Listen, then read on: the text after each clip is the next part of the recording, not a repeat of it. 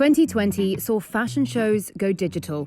For the spring 2021 season, it's pre-recordings, audience-free live streams, with some designers even absenting themselves from the catwalk calendar. It's a new look that many expect will endure when traditional runway shows resume. There's been a real shift in the balance of power. Digital first is absolutely something that we will continue to see. Widespread restrictions have forced New York, London, Milan and Paris fashion weeks to go virtual, and many brands had to rethink how to keep the buzz of catwalk shows online. While streaming shows is nothing new, lockdowns accelerated a shift in an industry that had already been turning to social media in recent years to target younger spenders. This season, most brands decided against expensive catwalk events, instead streaming pre-recorded videos on a Fashion Week platform and, in turn, opening up Fashion Week to a wider audience. Some labels, including Gucci and Tommy Hilfiger, sat out Fashion Week altogether. Versace is presenting its collection after its usual showcase, Milan Fashion Week, ends.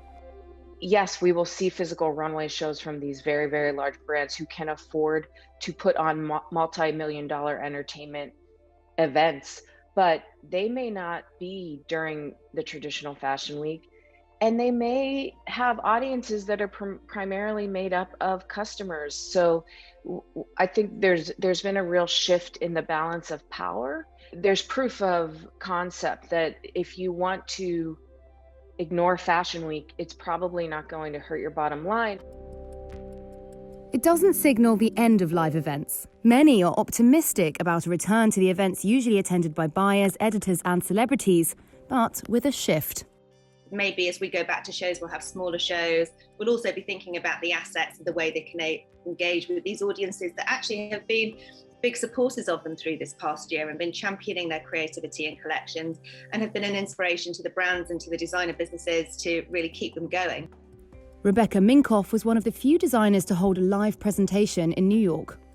The spectrum goes from doomsday to celebratory. I think, at least I know, I'm aching to get back to some sort of sense of community, of people being able to see each other.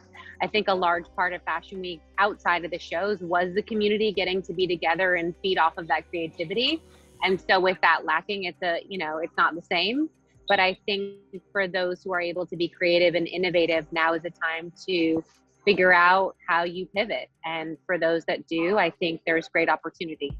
This season also saw plenty of bright colours, reflecting what seems to be a new optimism for an industry that saw a very difficult year. I think we all know there's this pent-up desire for a return to normalcy. People are so desperate to congregate, to have a good time, to look beautiful. And I think that'll show in the clothing. Now that there is a light at the end of the tunnel, while the financial burdens are not gone and the challenges are not gone, there is a sense of, okay, we are going to be able to pick up and go again. And that has shown through in the collections.